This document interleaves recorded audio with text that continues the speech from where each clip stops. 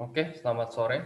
Perkenalkan nama saya Angelio Philadelphia Tumaitano, NIM 210081018 dari Program Studi Teknik Mesin, Fakultas Teknologi Industri, Institut Teknologi Nasional Yogyakarta. Pertama-tama, saya ingin mengucap syukur dan berterima kasih kepada Tuhan Yang Maha Esa karena atas kasih dan penyertaannya sehingga tugas perancangan mesin dan seminar ini bisa selesai. Dan juga saya ingin berterima kasih kepada Pak Daru selaku dosen pembimbing yang telah mengerahkan dan membantu dalam penyusunan tugas perancangan mesin dan seminar, serta juga teman-teman yang memberikan saran dan masukan sehingga tugas ini bisa selesai. Pada kesempatan kali ini, saya ingin mempresentasikan tugas perancangan mesin dan seminar dengan judul Rem Cakram Toyota Agya. Nah, kita langsung masuk saja ke pendahuluan. Yang pertama itu latar belakang. Rem itu adalah salah satu komponen penting dalam kendaraan. Nah, dari berbagai jenis rem yang ada, untuk rem belakang mobil sendiri itu masih sering menggunakan rem tromol atau rem drum, yang dimana rem tersebut itu mempunyai efektivitas daya pengereman yang kurang maksimal. Nah, tujuan dari perancangan ini yaitu untuk membuat rem cakram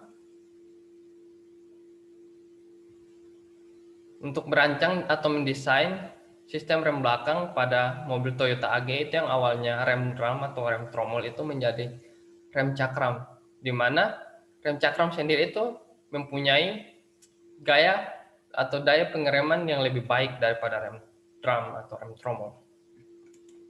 Nah, untuk batasan masalah di sini dibatasi pada hal-hal yang berkaitan dengan rem cakram, terutama pada bagian rem cakram hidrolik. Yang pertama itu bahan remnya apa, yang kedua ukuran remnya, 3 gesekan rem, serta yang lain-lain sebagaimana yang berhubungan erat dengan rem cakram tersebut. Untuk landasan teorinya itu, rem itu berfungsi untuk memperlambat atau bahkan menghentikan putaran. Nah, untuk prinsip kerjanya, rem ini bekerja dengan koordinasi pergerakan kampas rem dan kaliper yang digerakkan dengan tekatan pelumas atau oli, atau bisa disebut atau sering disebut minyak rem. Pada saat tuas rem itu ditarik pada motor atau ditekan atau diinjak pada mobil, maka tekanan oli akan menggerakkan kaliper untuk mendesak kampas rem menjepit cakram yang berputar. Nah, jenis-jenis rem itu ada dua. Yang pertama, kaliper mengapung atau floating kaliper, dan yang kedua itu kaliper tetap atau fixed kaliper. Nah, di sini sendiri saya berancang itu menggunakan kaliper mengapung atau floating kaliper. Nah, ini adalah flowchart atau diagram alir dalam perancangan kali ini. Yang pertama itu ada berat total atau W, berat depan atau WD, beban belakang atau berat belakang itu WB, jarak sumbu roda atau L, tinggi titik berat atau H, jari-jari efektif ban atau R. Yang kedua itu pemilihan tipe rem, gaya pedal atau key, serta reduksi rencana pada rem darurat. Alfa aksen sama dengan E kali G. Yang ketiga itu diameter silinder hidrolik roda depan atau DWB, jari-jari rem depan atau RB, serta koefisien gesek lapisan atau μB. Yang keempat itu hubungan antara tekanan minyak atau PW dengan gaya pedal. Yang kelima itu beban dinamis atau WDB. Yang keenam gaya rem yang diperlukan atau BIB. Yang ketujuh luas penampang silinder hidrolik atau AWB. Yang ke-8 tekanan minyak atau PW. Yang ke-9 faktor efektivitas rem roda depan atau FRB. Yang ke-10 gaya rem yang diperlukan pada gander depan atau BDB, serta perbandingan distribusi gaya rem atau BDB. Yang ke-11 itu kecepatan kendaraan atau V, ada yang kilometer per jam, ini nanti diubah jadi meter per sekundnya. Yang ke-12 energi kinetis kendaraan atau EK, yang ke-13 waktu rem sesungguhnya atau TE, yang ke-14 jarak pengereman atau S, yang ke-15 kapasitas energi lapisan rem belakang atau KLB, yang ke-16 luas lapisan ALB. Yang ke-17 ini kita langsung menyimpulkan berapa FRB-nya serta ALB-nya dalam perhitungan ini. Nah, kita langsung masuk pada perhitungan. Yang pertama itu menghitung jarak sumbu roda dengan titik berat kendaraan. A itu jarak sumbu pada roda depan atau LD. LD sama dengan WD kali L per W, sama dengan 316 kg kali 2,45 meter per 800 kg. Itu hasilnya 0,96 meter. Jadi jarak sumbu pada roda depan itu 0,96 meter ya. Yang B itu jarak sumbu pada roda belakang atau LB. LB itu L atau panjang total itu kurang jarak sumbu pada roda depan atau LD. Itu jarak total kendaraan itu antara wheelbase itu 2,45 meter dikurang 0,96 meter itu hasilnya 1,49 meter. Yang kedua itu menghitung titik berat atau H. H itu sama dengan HR plus R, di mana HR sendiri itu kan belum diketahui. Jadi kita cari menggunakan rumus HR sama dengan W kali LB kurang WB kali L per W kali tan theta. Sama dengan 800 kg kali 1,49 meter kurang 316 kg kali 2,45 meter per atau dibagi 800 kg kali tan 30. Hasilnya itu 0,90 meter atau 900 mm. Nah, untuk H sendiri adalah HR plus R sama dengan 900 mm tambah 184 mm, jadi hasilnya itu atau tinggi titik beratnya itu 1084 mm. Untuk spesifikasi datanya, berat keseluruhan kendaraan itu 800 kg dan distribusi bebannya itu pada roda depan itu sebesar 484 kg, sedangkan di roda belakang itu 316 kg. Jarak sumbu roda atau wheelbase itu 2450 mm, tinggi titik berat atau H itu 1084 mm, serta jari-jari efektif ban atau R itu 184 mm. Nah, untuk perhitungan pemilihan tipe rem, gaya pedal, atau key, dan reduksi rencana pada rem darurat, itu yang pertama roda belakang itu menggunakan rem cakra atau rem cakram. Gaya pedalnya itu 20 kg, di mana itu lebih kecil dari 21,3 kg.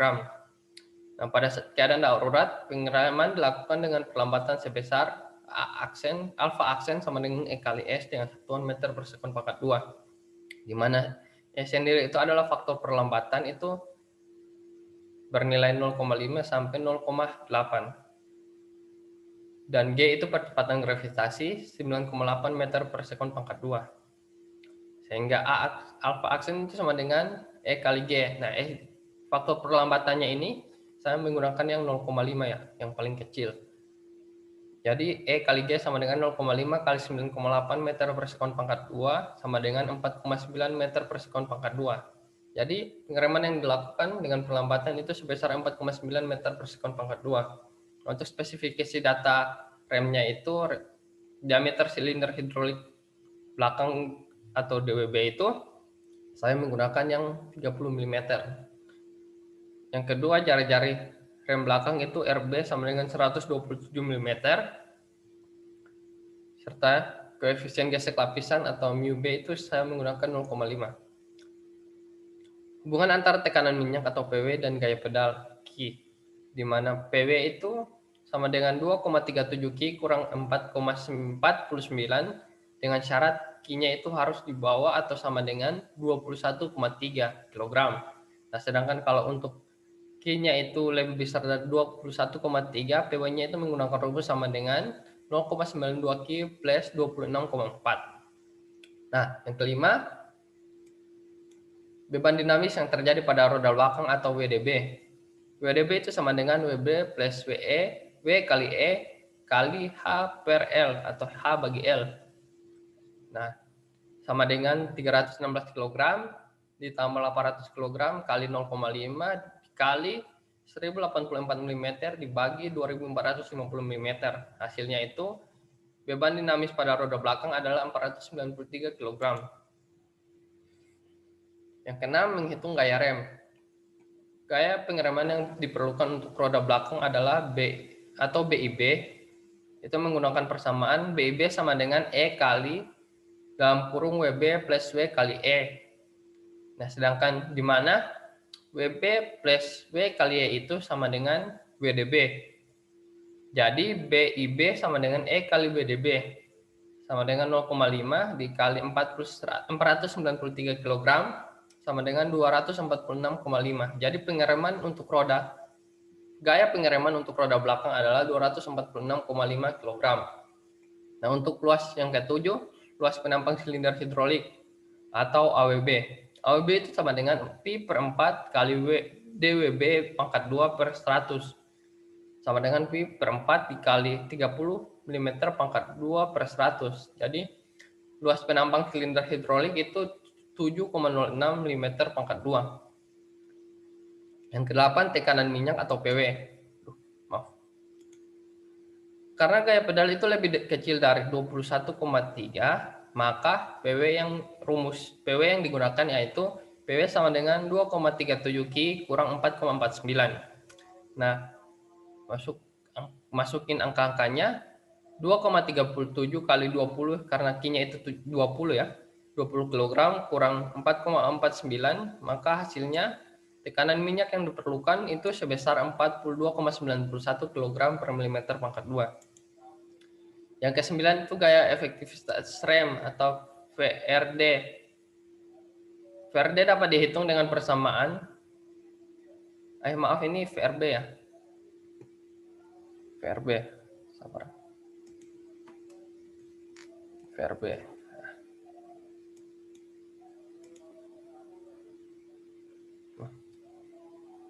VRB. Maaf ya.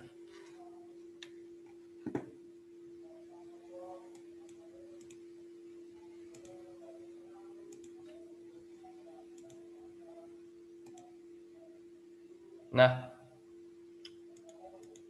gaya efektivitas rem depan atau FRB.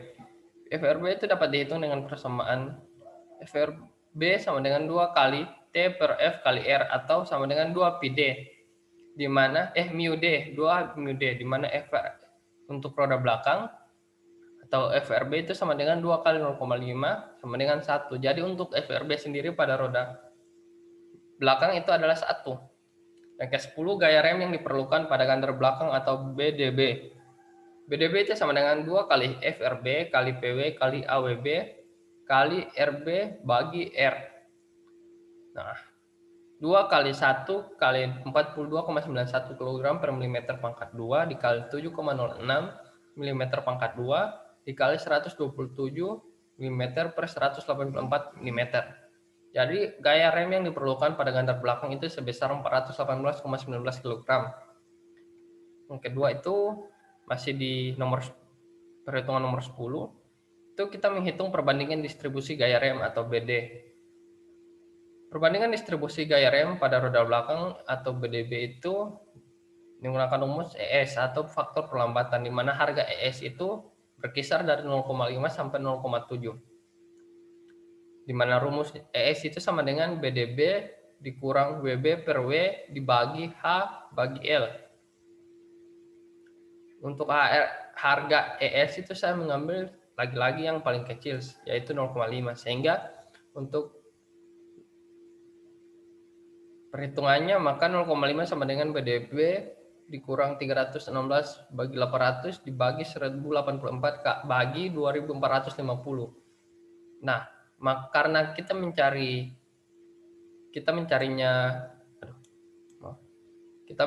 BDB itu sama dengan 0,5 kali 1084 bagi 2450 ditambah 316 bagi 800. Jadi perbandingan distribusi untuk gaya rem roda belakang adalah 0,61. Yang ke-11, kecepatan kendaraan atau V itu 120 km per jam. Nah, kita ubah menjadi meter per sekon, jadi menggunakan rumus V sama dengan 120 kali 100 bagi 3600.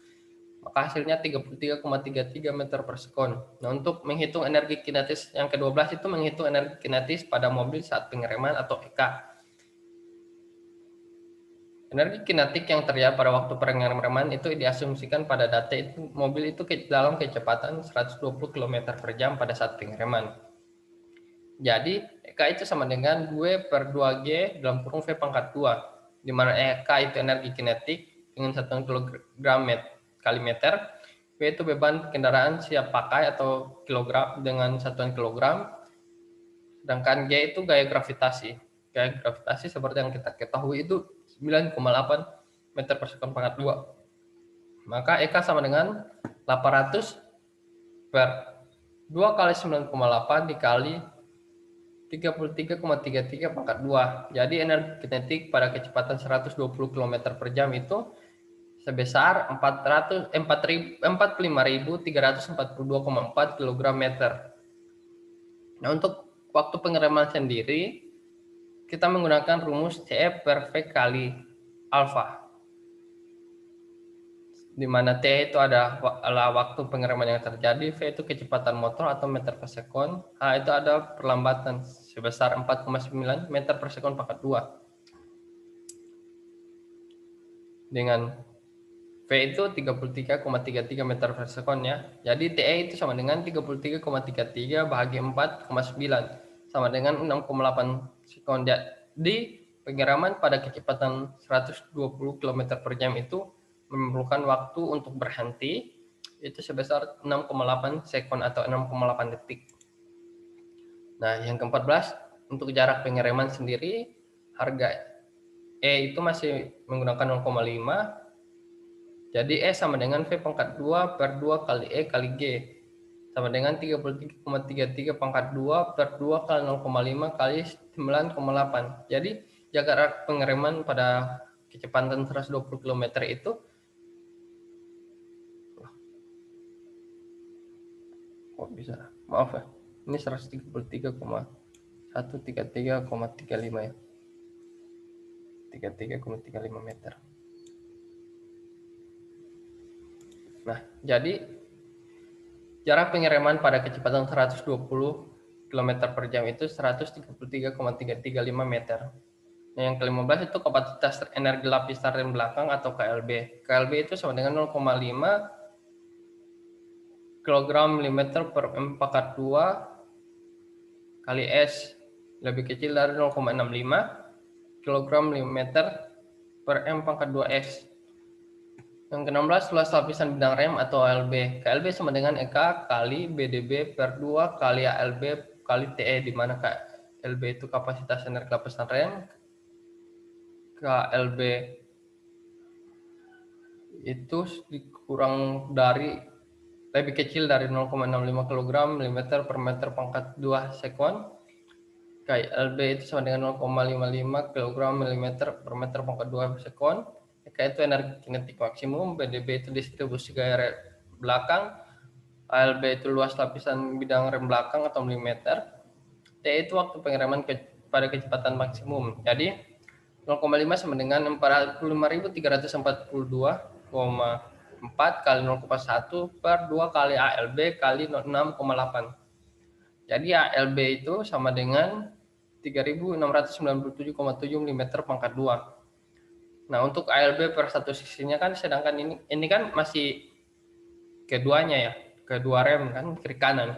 Nah, untuk per satuannya atau per sisinya itu ALB itu dibagi 2 sama dengan 3.697,7 per 2 itu hasilnya 1.848,85 mm pangkat 2. Nah, jadi luas lapisan bidang rem belakang pada satu sisinya itu sebesar 1.848,85 mm pangkat 2. Nah, dari yang nomor 17, dari perhitungan diketahui bahwa faktor efektivitas rem belakang atau FRB itu sama dengan 1, sedangkan luas lapisan bidang rem belakang atau ALB itu sama dengan 1.848,85 mm.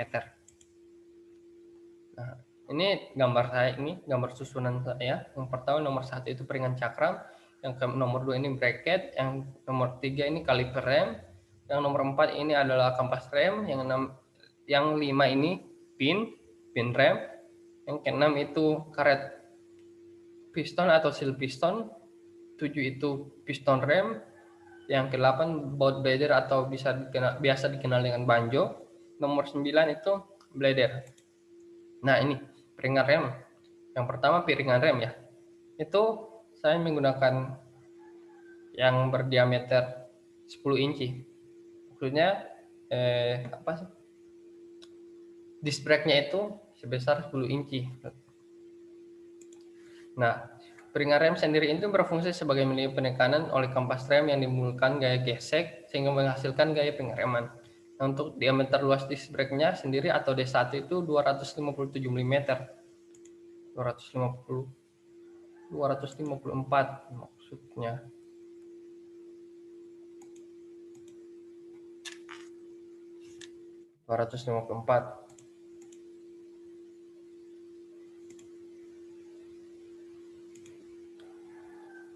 Dalam 2 meter dalam disc brake itu 165 yang ini 165 mm. Yang diameter lingkaran lubang itu 100 mm. Maksudnya diameter lingkaran lubang itu ini, yang ini dari titik tengah ke sini ini. Jadi di titik tengah lubang baut ini ke sini itu 50. Jadi diameternya itu 100. Untuk diameter lubang sendiri yang ini itu 21 mm. Tebal cakram itu 25 mm. Ini 25 mm.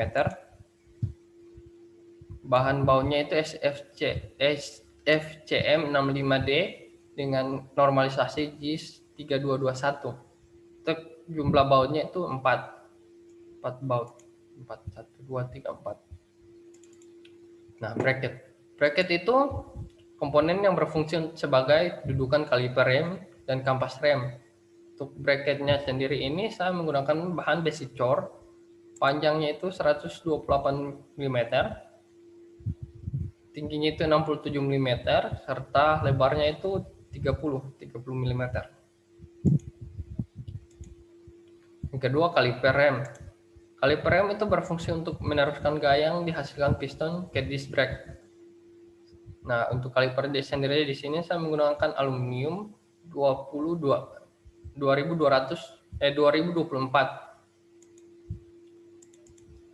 Nah, kampas rem berfungsi untuk menekan piringan rem saat proses pengereman dilakukan. Untuk bahannya sendiri asbes, panjang kampas rem 110 mm, lebar kampas rem itu berapa? 39 ya, ini 39. Terus tebalnya itu 9. 5 tambah 4 9 mm. Nah, slide pin itu fungsinya untuk dudukan kaliper dan bracket kaliper. Bahannya sendiri dari mangan, diameternya 10 mm, panjangnya itu 41 mm. 33 tambah 2 tambah 6 itu 41 mm. Nah, seal piston itu fungsinya atau seal kaliper adalah untuk menahan agar minyak rem itu tidak bocor atau juga menahan debu atau kotoran agar tidak masuk ke dalam bagian kaliper. Bahannya itu terbuat dari karet. Nah, karet ini biasa yang tidak memuai atau tahan minyak. Soalnya kan ada karet yang kalau terkena minyak itu dia memuai atau mengembang gitu. Jadi bahan karet ini harus yang tahan minyak agar dia tidak memuai. Yang kedua, diameter luar itu 30 mm, diameter dalam itu 26 mm, dan tebalnya itu 4 mm. Terus selanjutnya piston rem, itu berfungsi menerima tekanan dari minyak rem untuk diteruskan ke ped rem atau kampas rem. Bahannya sendiri dari 316 Ti atau aluminium campuran aluminium titanium. Untuk diameter pistonnya itu 30 mm. Nah, panjangnya sendiri itu 35 mm. Baut bladder atau biasa disebut dengan banjo itu berfungsi untuk mengunci selang rem serta mempunyai lubang untuk mengalirkan minyak rem dari selang rem itu menuju ke dalam kaliper. Bahannya sendiri ini titanium atau Ti6Al4V, diameternya itu 8 mm, diameter bautnya itu 8 mm, untuk panjangnya sendiri 27 mm. Yang kedua, bladder itu fungsinya untuk membuang kandungan udara yang tidak sengaja terbawa atau pada sistem hidrolik, pada sistem pengereman, atau juga yang terkurung karena biasa minyak rem itu habis. Jadi kan kalau minyak rem itu habis, itu akan membawa kandungan udara ya. Nah, untuk mengeluarkan udara itu digunakanlah bladder. Nah, untuk bahannya sendiri itu terbuat dari aluminium. Untuk diameternya 6 mm. Diameter lubang ini untuk mengeluarkan minyaknya itu 1 mm, serta panjang bladder itu 29 mm. Nah, untuk perawatannya sendiri, perawatan itu perlu dilakukan dengan tujuan untuk menjaga dan atau memelihara agar rem itu dapat berfungsi secara maksimal, sehingga mencegah terjadinya kecelakaan akibat rem yang berfungsi kurang maksimal. Cara-caranya perawatannya itu yang pertama, bersihkan bagian kampas dan rem. Itu mungkin biasa ada kotoran yang nyangkut gitu, kayak kerikil-kerikil halus. Yang kedua itu rutin mengecek minyak rem kalau sudah habis atau belum, atau udah di bawah garis batasnya. Itu kan biasa di minyak rem itu ada garisnya itu kan, low high gitu. Nah, kalau sudah di bawah low itu segera diisi biar tidak terjadi kehabisan minyak rem. Yang kedua, mengecek kondisi kaliper. Nah, kondisi kaliper ini biasa kalipernya itu tidak, baut-bautnya longgar. Jadi pas pengereman itu dilakukan, kaliper itu tidak mencengkeram dengan erat karena kalipernya sendiri itu goyang. Nah, 4 itu membersihkan cakram. Nah, biasa cakram itu perkarat ya. Itu juga bisa membuat pengereman itu kurang maksimal. Serta yang terakhir itu perbaikan. Nah, perbaikan ini perlu dilakukan jika pedal rem itu ditekan terlalu rendah. Yang kedua itu pedal rem terlalu tinggi. Yang ketiga itu rem berbunyi ketika ditekan. Nah, jika rem mobil Anda itu mengalami ketiga hal ini, maka disarankan untuk melakukan perbaikan agar rem itu dapat berfungsi dengan maksimal. Nah, untuk daftar pustaka, yang pertama itu daftar perancangan dan pemilihan elemen mesin karya Sularso dan Kiyokatsu Suga. Serta yang kedua dari www atau www.toyotaastra.co.id. Ini biodata saya, nama saya Angelio Delvento Metano, tempat tanggal lahir Luke 11 Agustus 2000, alamat Desa Asaan, Kecamatan Pagemana, Kabupaten Luk Banggai, Sulawesi Tengah. Sekian presentasi tugas perancangan mesin dan seminar saya. Lebih dan kurangnya saya mohon maaf. Bila ada kata-kata yang kurang berkenan, atau mohon dia maafkan. Dan untuk kalau ada pertanyaan, dipersilahkan. Terima kasih.